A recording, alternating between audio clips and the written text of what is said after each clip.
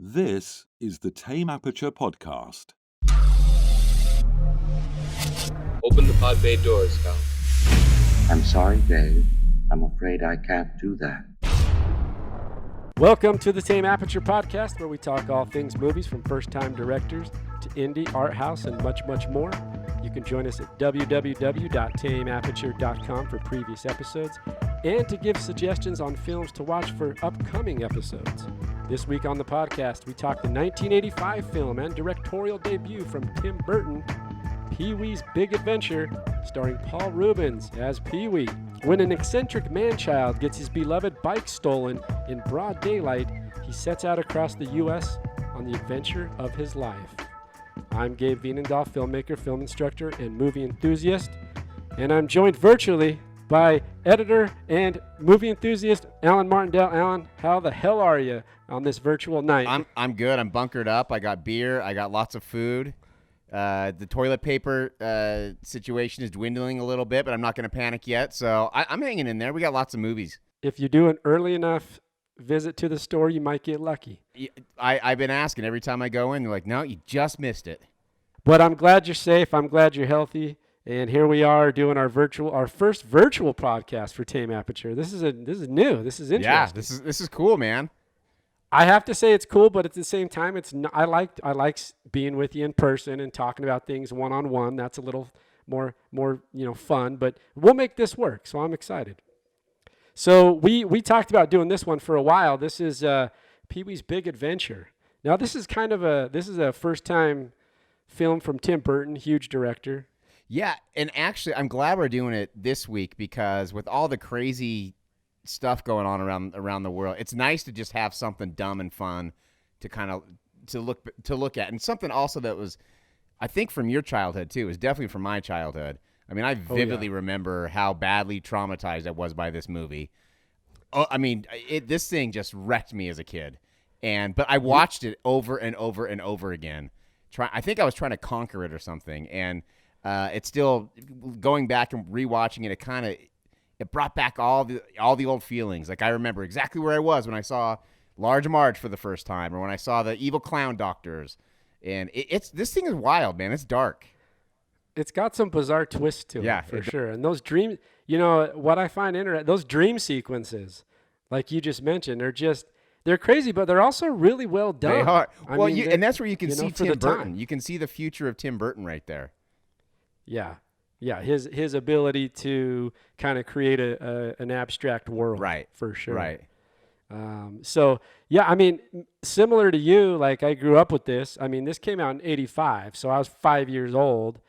I recall seeing it, of course, later on, probably when it came out on VHS, sometime in the late '80s, like '88, '89, sometime in that.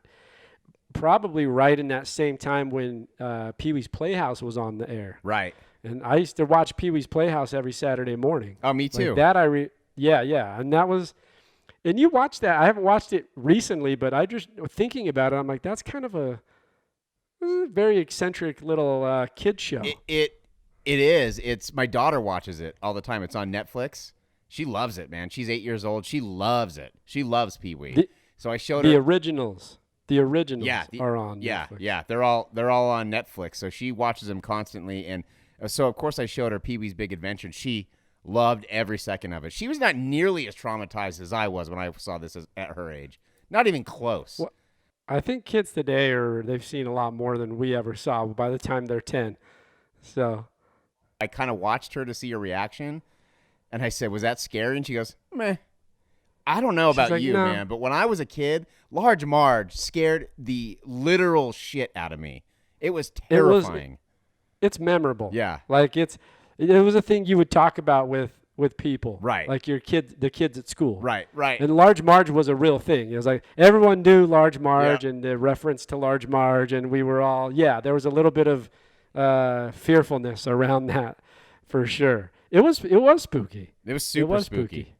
Super spooky. Tell me so besides being traumatized as a kid, when you rewatched it this time, what was the feeling, the walk away? Did it bring back those memories, or did you just, when you watched it, like what was the the cinematic approach to it. Well, it definitely. See, I had no idea that this was Tim Burton's first movie. I had no idea. I had no idea that it was co-written by Phil Hartman. Yeah, I didn't know that Like either. this was all. Phil Hartman was involved. Actually, the character of Pee-wee was co-created by Phil Hartman, it was crazy to me. I had no idea. So it did kind of change the way I watched it, just knowing that some of these big talents were involved in this dumb kind of kids movie. But once I got into it, once we got past the whole point where he's at home and he's running his errands and, it's just dumb kind of Pee-wee stuff, and it actually got into the story of him, losing his bike, that's when I kind of lost myself in it again. And I felt like I was, 8 years old again watching this for the first time. I actually enjoyed it, and there were some things that I laughed at that I never would have laughed at. Like there's something about when he goes over to Francis's house, and the guy tells him he's taking his bath, and he goes, "Oh yeah, where are they hosing him off?" It's just the way he says that just kills me. It's just like a dumb little joke, but he is like the size of an elephant, and that's where he'd be out in the backyard being hosed off. It's just something about watching it as an adult. I appreciated it in a different way for sure. He's got some good one-liners for sure. He totally does. It's like some good one-liners in there. Where is he? Yeah, I mean, I think that what I found interesting, like rewatching this again, one of the things that stood out, and we have neglected to mention, is the score from Danny Elfman. And I was thinking about it, I was watching it, because I still think Burton puts together a good film. Like if you look at how it's constructed and the build of it and how the structure of the story is and the world that's created, like done really well. But when I was watching it, I thought, what if you were to strip away the score? Because the score for me on this rewatch started to become even more significant than it ever has before. And I thought, what if you stripped that away? Would it carry the same tone that it does? And I kind of think that it wouldn't. I kind of think that it just the way that he puts the music together and when you watch this, like music's heavily used, like to really elevate the emotionality and kind of portray what the characters are thinking and the story progression. Like all that stuff, like the music is heavily influential on how you're perceiving and feeling the film. For sure. So I thought, man, if they stripped this thing from this score from the movie, I don't know that it doesn't resonate. It's not as powerful. Because there's a lot of movies you can watch, right? I think that you go, man, the music's just it's playing second fiddle. So it doesn't have it's there and it's fine, but it doesn't carry any weight. If it wasn't there, the movie would still be just as good. And I think this rewatched allowed me to go, man, if they stripped the music, I don't know that a lot. I'm not saying it would be bad. It still would be good. It'd still be a good movie, but the quirkiness of it and some of the stuff, that music helps sell that so much. Oh, I agree. Well, and you even have to look to Tim Burton's next film, and Danny Elfman scored it too, is Beetlejuice. I think it's the same thing with Beetlejuice. I think it's the same thing with a lot of his movies. That I'm not sure. Yeah, even Batman, like without the score, how it is, it's a totally different picture. I don't think it's nearly as effective or nearly as good. I agree. I think completely. If you look at and Elfman comes, I think he was part of Oingo Boingo, wasn't he? He may have been. I think he may have been actually. I think he was an artist, a musician, before being a composer and a music composer. And I think he was part of the rock band Oingo Boingo. I think he is. I'm going to look. Yeah, he was. I'm kind of trying to look it up, but I can't read. And so Oingo Boingo. Anyway, this is also kind of the beginning of a great partnership. You kind of mentioned and alluded to like Beetlejuice and some of Tim Burton's subsequent films, and like Elfman's hugely influential on all those films. And his scores are in every single one of them. Yeah. That's why you got to find the talent. You got to attach yourself to it and just hold on to it, man, and utilize it. Man, how lucky for both of them. Seriously, seriously, those partnerships become hugely important for sure. Well, and of course, Danny Elfman did the theme to The Simpsons, which is the greatest TV show of all time. So Now you're bringing the. I can't. I knew you'd find a way to get the Simpsons. I have into to. it. Like, I can't think Every of Danny time. Elfman and not think of the Simpsons theme. Well, it is the most. I mean, I think one of the most recognizable Yeah. TV scores in history for sure. But anyway, that was one thing that resonated with me. And in terms of, looking at it, I'm always kind of. We've been doing this a while now, so this is episode 26. And each time we kind of look at it from a first-time director, I always go, okay, they got it or they don't. And we've talked about this in the past where you can watch the film and go, what I thought Burton does well is his the ability to move the camera, the ability to, keep continuity among the shots, like kind of the technical stuff. But he does it really well. And on top of that, he throws in these abstract, eccentric little pieces that are him. Right. And Right. those like the claymation. Right. Right. Like that, like the claymation with the T-Rex eating the bike, and he's having like being able to like incorporate, like those are story beats that like he's having a nightmare about his bike being destroyed by a T-Rex that he was just in real life with this girl, Simone. So it's like, I don't know, I just loved how he kind of incorporated a fantasy claymation world with the real world. Right. Right. And you could really, I think you could screw that up, but he does it in such a fun way. I think he makes it work. Yeah, he's really good at that kind of stuff, and you see it obviously throughout his entire filmography. But it's cool to see it present even from the beginning. I mean, when you think about it, this is kind of a strange movie because a lot of the other directors we've talked about on their first features, they're kind of statement films. Whether they're successful or not is always debatable, but they're kind of statement films. And this one is, it almost feels like just an any man, like just a gig to get a gig as a director. But I think it's almost supposed to be a dumb kids film, but it's almost too good for that, if that makes sense. It starts off that way, but then the story gets really good. And there's a lot of stuff for kids in there, obviously, but the dark stuff is just it's just done so well. And looking back, I understand why it was so traumatizing and why it was so weird. And this is just it kind of just sets the tone for his entire trajectory after this. Like everything he's done, even, I know he didn't direct The Nightmare Before Christmas, but even with that and The Corpse Bride and stuff like that, everything he's done kind of has that dark kind of thing. And for him to be able to take what I assume, and I don't know, but I assume it's just a studio job, and to inject that darkness into something that's actually just supposed to be like a kid's movie, I thought was pretty well done, pretty impressive. And I don't know if he hadn't done that. I'm not sure there's a Pee-wee's Playhouse. I'm not sure Pee-wee goes on to make the other movies. I'm not sure he becomes a thing really after this. No, I think that's a pretty good assessment of it.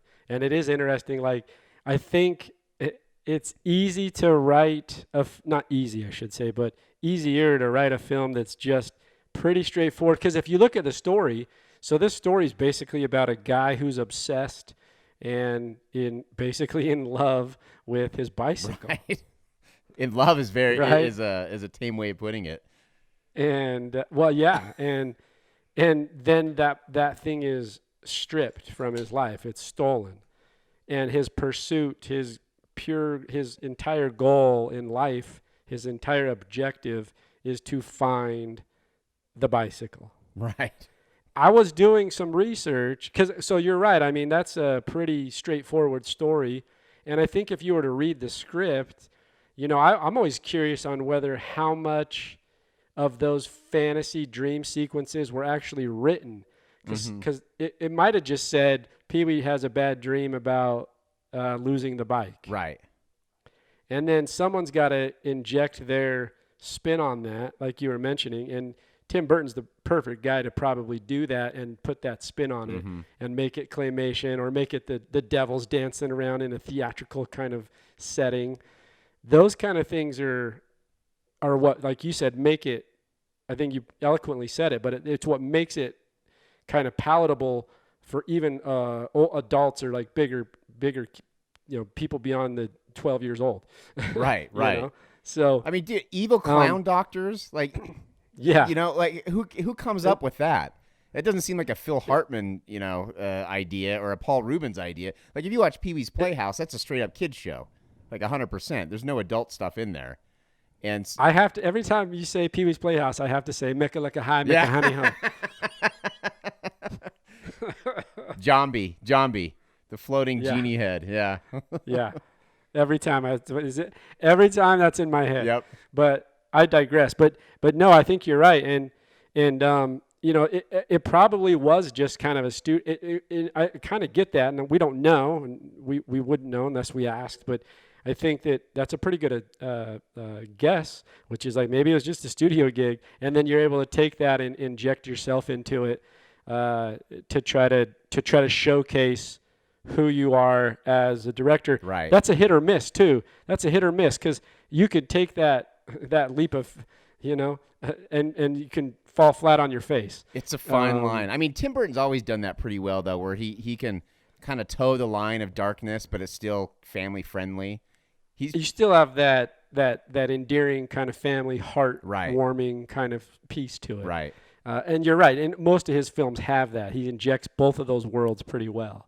So, no, I think that's a good assessment of it. I think that the other thing for me is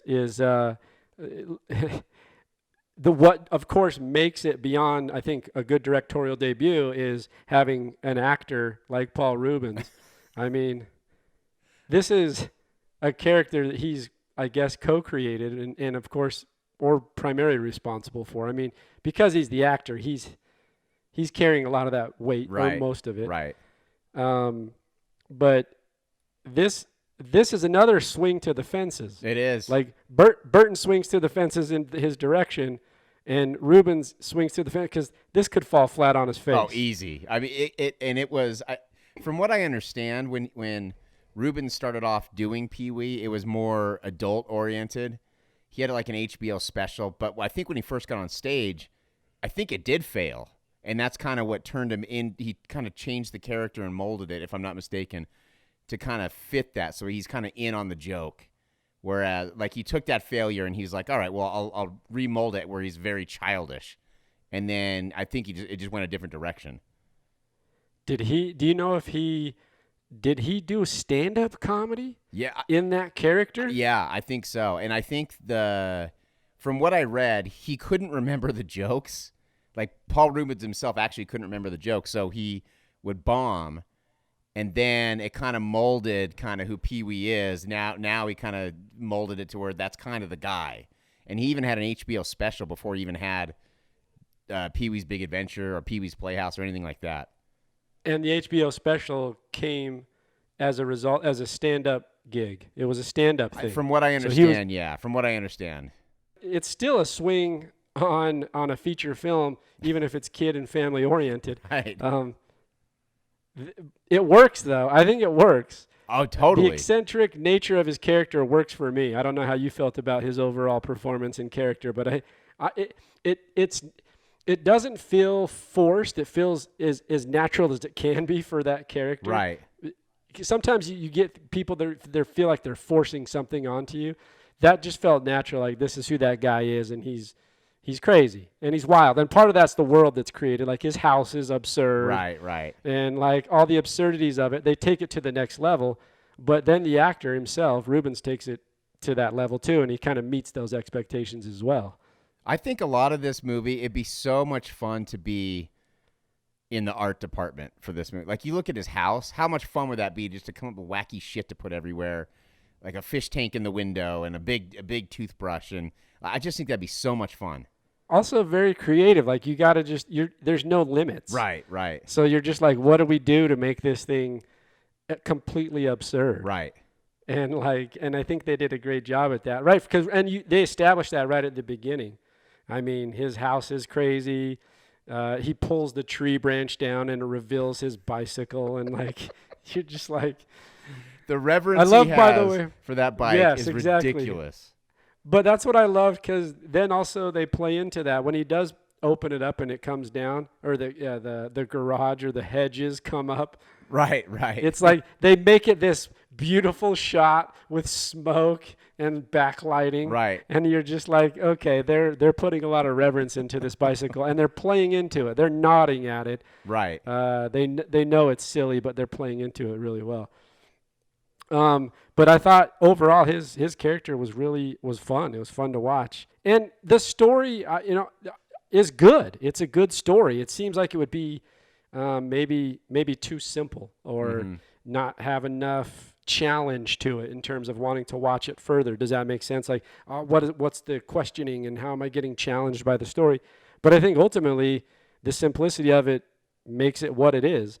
I read somewhere on some little bit of research too, where this was, and I was trying, maybe it was a stretch for me, because I do love film history, but they were saying that part of it was a satirical nod to Bicycle Thieves. Oh, interesting. Which is a 1948 Italian neorealist film. So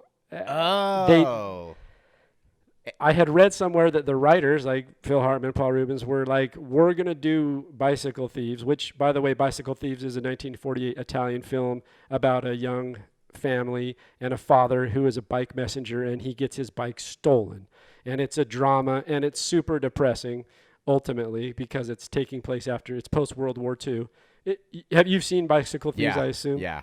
And it's a depressing film. Right. It's not... So what they were doing is like, what would we do if we were going to make Bicycle Thieves, but in a comedy and a satire, and that's how they kind of interesting built the story. Because I mean, the Bicycle Thieves, the entire time, it's a journey to find the guy's bike. That's really what it is. 100%. That's interesting. Yep, I like that. Yep. So I could see the comparison to it. Of course, in a different tone, but I could see the comparison there. So I thought that was interesting. As a writer, that's an interesting approach, which is like, let me take something that is pretty simple, but in a different tone and different drama, and let me flip it on its head and come out with a comedy and satire. So, wow, yeah, that's crazy. I never would have thought of it, but it fits perfectly. What? Tell me one of your favorite scenes in this film, Alan. Oh man, there are I mean, there is a good handful of scenes that are fun. So just I'm assuming that most people that are probably listening to this have either seen Pee-wee or at least they know who he is. But so there is a handful of scenes. Give me one or two that just get you every time. I just there's something about the way when he's on the boxcar with the hobo and they're singing songs.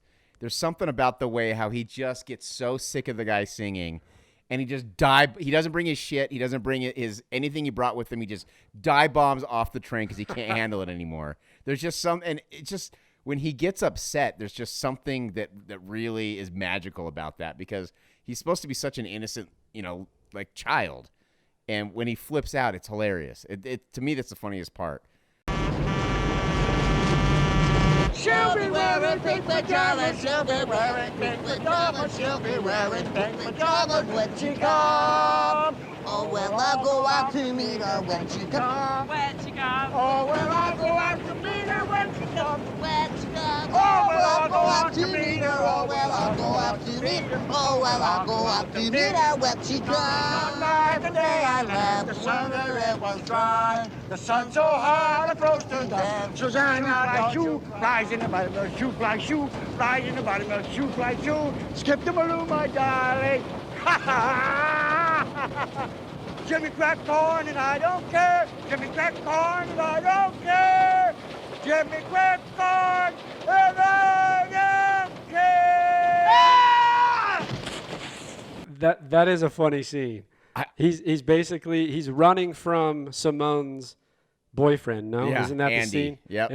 And he's running from him to get away, and he spots the train going down, and he jumps on, and then next thing you know, he's singing with the hobo. What I think's funny about that too is that at the beginning he's into it. He's like, I'm in, and they're just singing everything they can think of, and then it does a passing of time, and like you alluded to, after that passing of time, he's like, oh man, I got to get out of here. He just can't handle it anymore.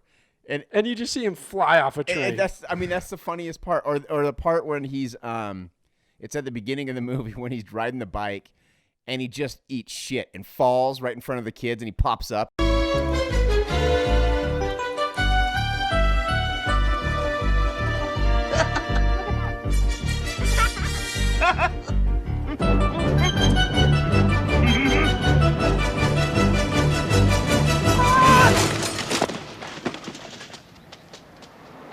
He's like, I meant to do that. There's just something about, I don't know what it is when he's fallen, or like when he's on the motorcycle and he drives right through the sign. Like there's just something about him in his little suit, like being childlike, just falling and hurting himself. There's just something funny about that to me. I don't know what it is.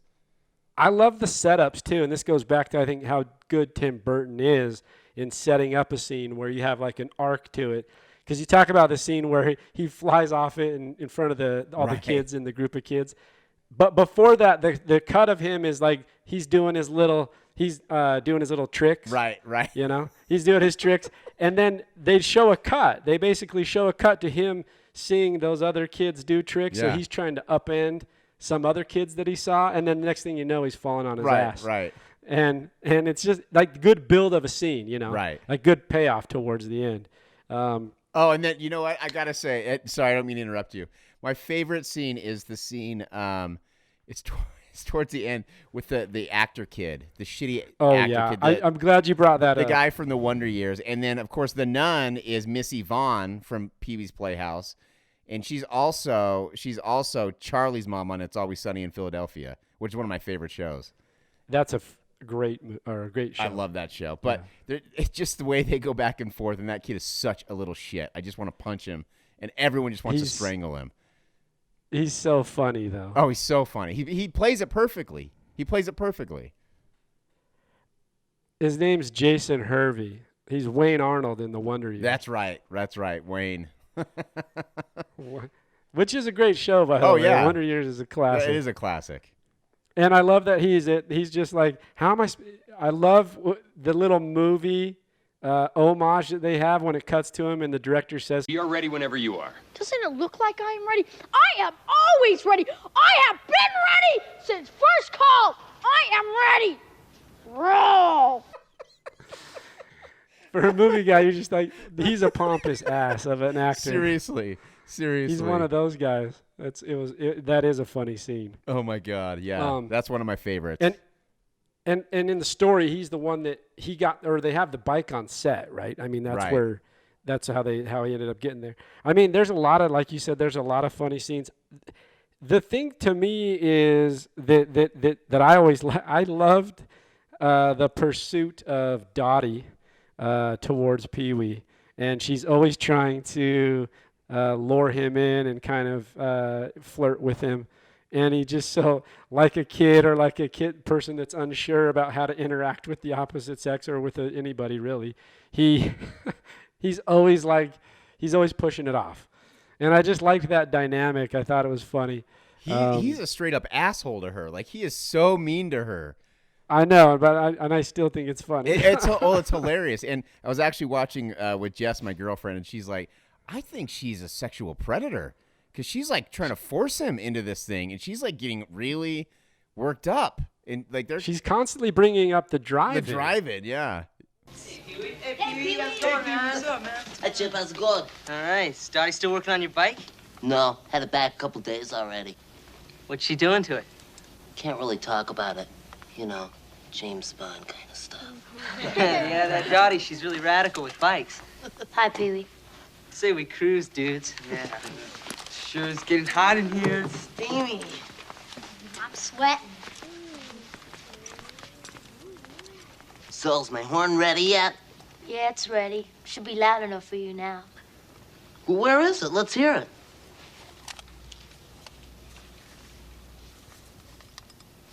Wait, I want to talk to you first. You are talking to me. No, I want your undivided attention. Look, Pee-wee, this is important. There's someone I want to ask you. Mm-hmm. I want to know if you'll do something. What? I want to know if you'll go someplace with me. Like where? The drive-in. Look, Daddy, I like you. I like you. That's the thing, I like you too. Daddy! There's a lot of things about me you don't know anything about, Daddy. Things you wouldn't understand. Things you couldn't understand. Things you shouldn't understand. I don't understand. You don't want to get mixed up with a guy like me. I'm a loner, Daddy. A rebel.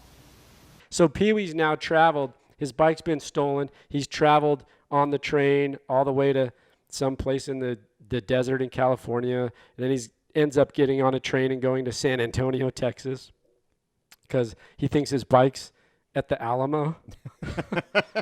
Well, even that, like when I was a kid watching, like when he goes into the fortune teller because he's desperate at this point and he misses his bike, he doesn't know where to turn.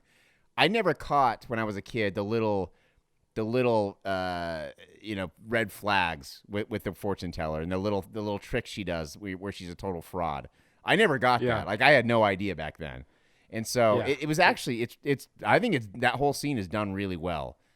It is, and then it also alludes to the fact that this is a man-child and he's completely gullible enough to fall for those things that she's saying, enough so that he ends up in San Antonio, Texas at the Alamo thinking that's where he's going to find his bike. Basement, right.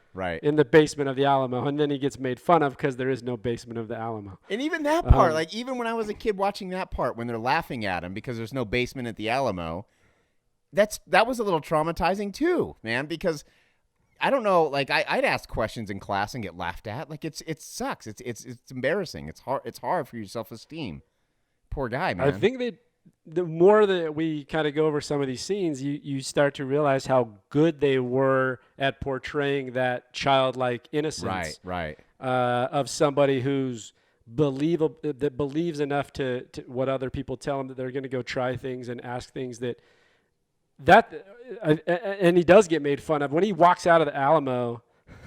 It's like it's so disheartening. The music once again. He walks out and there's this shot of him walking out, and it's just completely disappointing. It really is. There's no bike and there's no basement.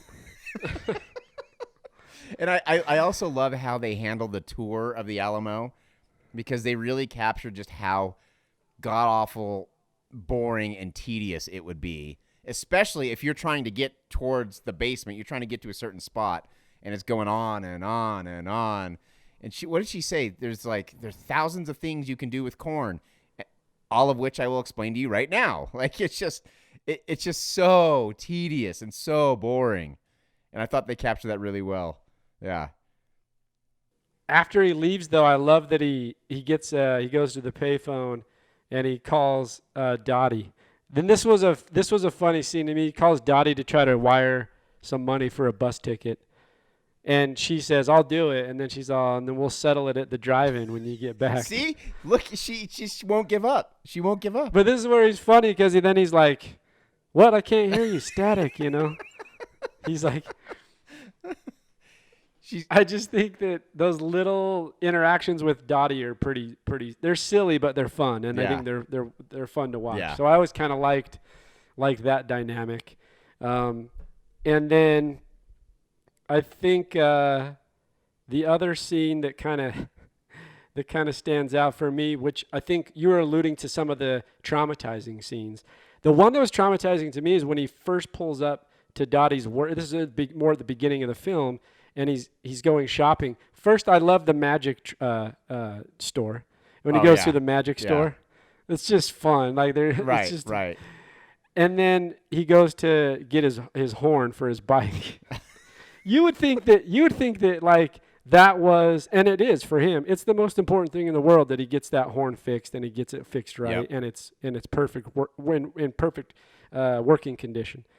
But this is one I remember as a kid being traumatizing, is when he left that bike store and he goes out, and the way they film it, you see his feet walking towards it, you hear the music escalate. Then all of a sudden, I love how they do it here. He looks up, the bike's gone, the big chain that he's pulled out, the absurd chain, is all cut off. His bike's now stolen. And the canted shot, the Dutch angle of the clown, and then cutting back to him, and then he's playing with the camera, back and forth, and it's just this disorienting. Like you feel it. You're like, oh man, his bike's stolen. Yeah, it was. It really was, because this isn't. I mean, yeah, if you get your bike stolen, it sucks. But they really instill how heavy this is to him and how terrifying it is. Yeah, and props to Burton, I think, again, for hitting those plot points with real kind of professionalism. Like I think he did it really well. And even that clown statue, he did a good job of making that look evil. That's what it stood out, is it looked so creepy as a 7-year-old, 8-year-old kid. Yep. I was like, this is creepy. Yep. So, I mean, so many scenes. It's a fun film. I mean, it's done well. I think, it's definitely a rewatchable, right? Something that you can see multiple times. Like I don't think I've gotten tired of it. If that makes, I think I can rewatch it. I mean, I wouldn't watch it over and over and over again like maybe I would when I was a kid, but I can rewatch this and still have fun every time. Oh, for sure. The first act is a little dry. Yeah, it feels like a kid's show. Like it feels like a kid's movie. And when I started watching it again, I was like, oh man, this is gonna be kind of boring. It's gonna be made for kids. I'm not really gonna like it. But then once it got into the story, like I said earlier, I was sucked in, right where I was when I was 8 years old. Give me your overall summation and give me a rating on this film. Well, first of all, let me say one more scene that traumatized me. Yeah. Oh yeah, please do. And this is, and I can now that I went back and rewatched this, I can pinpoint where one of my biggest fears came from. I have an irrational fear and hatred of snakes. Like I can't stand snakes. I think they're like anything that lives on the land and doesn't have legs is not natural. It's not of this world. They should be killed and burned. It's terrible. It's horrible. And I think I can trace it back to this movie because when he's in the pet store and he's saving all those animals and he's looking at the snake cage and he's bypassing them and then he comes out and he just freaks out. I swear to God, that makes me just, oh God, just like when I was young. And I think that's where my fear of snakes started. It didn't solidify them, but I think that's where the seed was planted. You're blaming Paul Ruebens and Tim Burton for your fear. Yeah, it's their fault. 100% their fault. I'm dead serious about this. I don't think I would have. I might not like snakes, but I don't think I would have the irrational fear I have of them if I didn't experience this childhood trauma at such a young age. I'm trying to think if I even have. I always find it interesting when people are. I mean, I'm like the boy who left home to find out about the shivers. That's who I feel like I am. I'm like I don't have any that I can think of fears. Like I do have fears, right. but I mean like things like that, like paranoias about spiders and snakes and things like. I don't You don't have any at all? I probably do, but I'm just saying like I can't think of any off the top of my head, and so it always like intrigues me when people go, I'm absolutely frightened by this thing. Oh yeah. Because I can't think of one off the top of my head. No heights, nothing like that. What is interesting is that like heights, not until maybe like a few years ago. So as a kid, that's actually changed. Like as a kid, no fear of heights at all. Right. 0. Teenager, 0. Even in my 20s, 0. All of a sudden, like I don't know that it's a fear, but there's a little more cognitive, like, oh, this is not a good situation to be in. Dude. Like nowadays, if I go on a ski lift, I'm nervous. I didn't used to. I would bounce around on those things. I'd like hop from seat to seat back in the day. But man, if I'm up there now, man, I'm holding on for dear life. It's scary. Yeah, that is scary. That is scary. Claustrophobia is another one too. Now we know to. Yeah, if it's long enough, I can sit in a tight spot for a while without. If it was hours, I would be pissing my pants. Have you ever seen The Descent? Yeah, where the cave one. Yeah, the cave one. Movie? We watched that the other night in quarantine, and man, there are some scenes there where I was feeling claustrophobic. That's different though because, well, it's not different. They're dumbasses and they put themselves in that position. Right. So I don't have as much sympathy usually with. Just let the monsters eat them. One that got me was what was it called? Buried with Ryan Reynolds. Oh, I haven't seen Yeah. it. That's on my list though. And it takes place he's in basically a coffin-sized area. Oh God, that would stress me out so bad. And that kind of got me the willies. Like that was and it was also because he didn't put himself there, right? Right. He got put there. So there was more sympathy for me. Like, oh man, this guy's in this situation that he couldn't control. Right. But well, let's get back to Pee-wee. Tell me your rating on this, and maybe kind of a summation. Okay, so obviously there's a lot of nostalgia going on. I almost wish I would be able to watch it without having that nostalgia to see objectively kind of what I would think of it. But I can't separate that from my past. So I'm definitely, there's a lot of nostalgia, but I appreciate it on a much different level than I ever did as a kid. I was definitely brought back to how I felt watching this when I was, 8 years old. But there are other things in here. It's not like some other kids' movies where there's a lot of, adult innuendo and stuff like that. But seeing Twisted Sister, I mean, that, and they're singing, you're going to burn in hell. That's awesome, man. That's awesome. I love that. That is awesome. And I had no idea who Twisted Sister was. Elvira's in this movie. I don't know if you knew that. She's the lady in the biker bar. Oh, really? Yeah, that's Elvira. The one that's like, let me take handle first or whatever. Yeah, she that's says. her. Yeah. So, like, there's a lot of cool stuff in here that I really enjoyed. It's cool seeing Phil Hartman have a cameo as a reporter at the end there. So there's just a lot of stuff. I appreciate the talent behind it a lot more than I did. And as is often the case on this show, I was coming in with one rating, and after talking about it, I actually, even though it was kind of a quick discussion, I actually appreciate it even more than I did. And I watched it, a couple hours ago. So you're fresh. You're fresh. I'm very fresh, yeah. So I'm going to give this a fairly high rating. And again, nostalgia might be playing a part in this, but I'm going to give it a 7.8 bicycle horns. Oh, he's coming in with a 7.8. Yeah, that's a high one, but I really enjoyed it. I was going to say, for you, I feel like, for me, that could be a relatively normal score. Right. For you, that seems on the higher end. It's on the higher end, yeah, it is. Well, I wasn't trying to make the conversation shorter by any means. Oh, no. But a couple trivia pieces, and chime in if you've got some that I don't. Okay. I'm sure you do. But I'll just go through a couple pieces of trivia. One that I found interesting was that there was approximately 10 to 12 bicycles built for the movie. Oh, wow, really? So they had, the different props. So they had 10 to 12 different ones. There's one that is interesting about Paul Ruebens. Paul Ruebens was sick from the flu when he filmed The Return to the Bike Shop after his bike is stolen. Oh, interesting. So the one that's where when he falls comes on the ground and yeah, honks the where horn. he falls and honks the horn.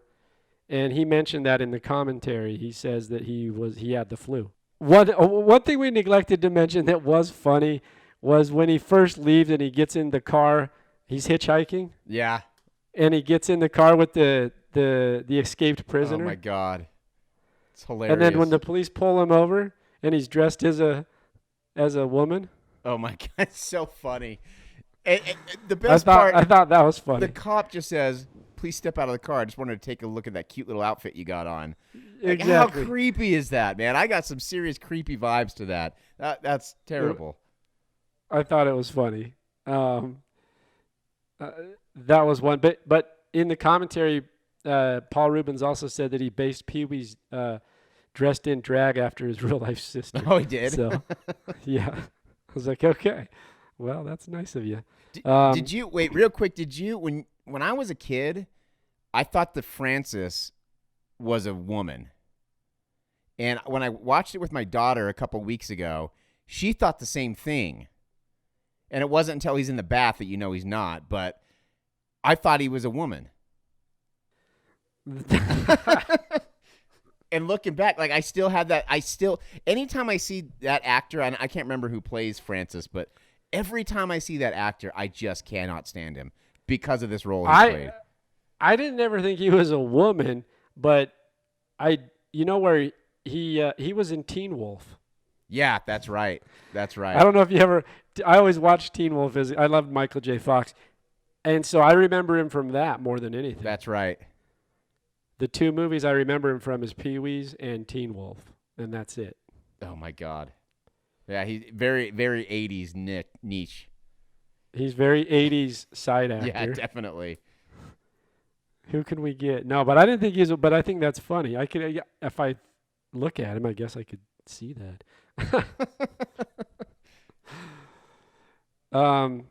Here's a nerdy one. Pee-wee's phone number in the movie is 354-8567. In a departure from the Filmdom's 555 custom. Nice. So they didn't use the 555 custom in there.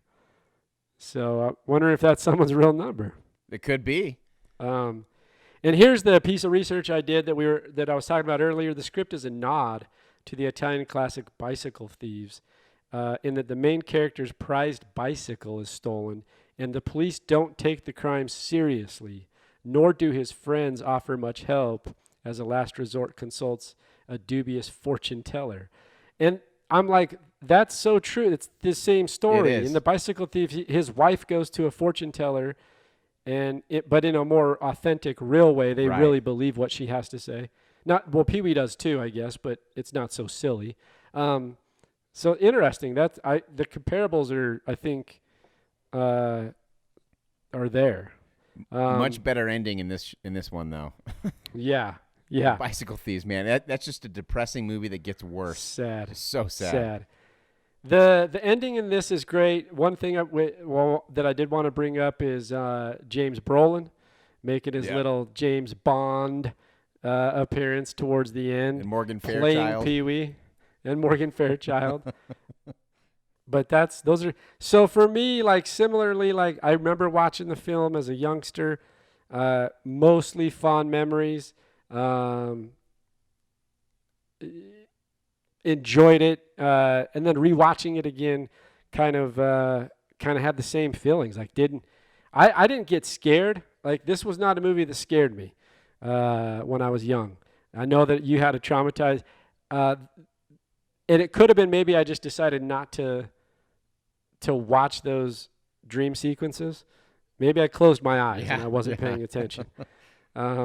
But this was a fun watch, and I think that, like we alluded to, like Tim Burton kills it for a first-time director, putting together something that you would think would be relatively simple and really putting an eccentric spin on it. So I enjoyed it. I would recommend it for anyone who hasn't seen it. I mean, the film is 35 years old, and I think that it still holds its weight even 35 years later. So. It's fun. It's a lot of fun. I don't know if you've seen Big Top Pee-wee or the new one, Pee-wee's Big Holiday. They're not. I haven't watched any of the ones on Netflix. I saw that they were on there. I was curious to kind of see if they. In 2016 he kind of resurrected the character, and they released Pee-wee's Big Holiday. I remember watching it with my daughter when it came out, but it was not memorable enough for me to remember. And Big Top Pee-wee, I saw that when I was a kid, but I don't remember it at all. So I can't imagine that it was very good. Yeah, I don't remember it very well either. Whereas this one, I recollect pretty fondly. This one's unforgettable as far as I'm concerned. This is a great movie. I'm going to come in I'm going to stay in with the sevens with you, but I'm going to go just a 0.6 below at a 7.2. How often is it that I go higher than you? Not very often. It's not often. Chainsaw, I know I did there. I can't remember anything else though. There's been maybe one other. I can't remember off the top of my head, but yeah, it's not often. But I'll say over the last few, we've come in the same ballpark. Right. So I'll go with a 7.2. Let's see. IMDb has it currently right at a flat 7. Come on, IMDb, that's weak. Yeah, that's weak. Let's get a 10th of a point in there. That's super weak. Let's get it where it deserves. And then Rotten Tomatoes has a 87% from the critics and 79% from the audience. Interesting. So still a good, fresh, it's certified.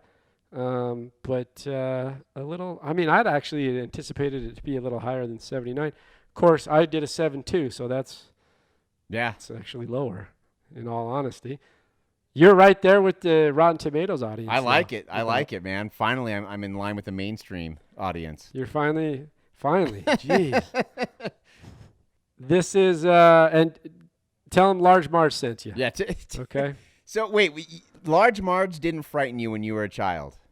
No, Large Marge was spooky, but it has that 80s special effects, and they're really good. Right. They're still really good, but they still kind of have the fake. They're still fake. Oh, like they don't. Right, for sure. So like, remember we did back in October we did Fright Night, and Fright Night's an 80s film. It's a horror film, a true horror film. Really great special effects. Some of them are really well done, and then others not as much. It kind of has that. So like it scared me as a kid. And maybe I'm just trying to be tough now, like 30 years later. No, I'm fine. Didn't bother me at all. I'm good. I'm good. Well, if you're ever doubting my ability to be scared, just go back to I still remember it, episode 5 of this podcast, where we talk about Nightmare on Elm Street, because that jacked me up for my whole life. That's a good point. If you started off, if you saw Nightmare on Elm Street before you saw Pee-wee, I don't think Pee-wee's going to scare you at all. Yeah, I did. So there you go. There's my justification. Well, Freddy Krueger got to me before Large Marge did. Okay? That's understandable then. But I do got to say, the best biker gang name of all time is the Satan's Helpers. That is awesome. That is awesome. Yeah. I love that so much. The bike, and then when he does the dance there too, which we neglected to mention, it's a classic. Well, the funniest part about that to me isn't the dance; it's the fact that he asks for a last request, and that's his last request is to do a dance on the bar, and it's not even a dance. Like, what the hell is he doing? That's what he wants to do before he dies. Like, if you had a last request, are you going to jump up on a table and start dancing? I mean, he's a man-child. He's a man-child. Kids like to dance. I'll tell you right, before we started this podcast about an hour ago, my kids were running around all over. Oh, yep. So maybe that's what kids do. And he's a man-child. By the way, Alan, this reminds me of a film that I wrote with, Todd. Yeah. Me and Todd wrote a film like 6-7 years ago called Training Wheels for Lemons. And one thing it's nothing. It's just a script. That's all it is now. But it reminded me of this, not in the same storyline, but in the same man-child-esque nature of the main character. I was like, this is exactly who our main character is, a big 30, 40-year-old man-child. It's Pee-wee. It's Pee-wee. It slipped into your unconscious brain. And that's where it came from. Unconsciously, while we were writing it, I was thinking about Paul Ruebens and Pee-wee Herman. Hey, I think about him all the time, so we're good. Well, this is the Tame Aperture podcast. Go check us out at tameaperture.com. Give us references to new movies. Go check out our old episodes. And this is Tame Aperture, Gabe and Alan signing out. Thanks, everybody. Aperture podcast is produced by Dutch Angle Pictures in association with Studio B Productions. Listen, watch, and subscribe on Apple Podcasts, Google Play, Spotify, and YouTube.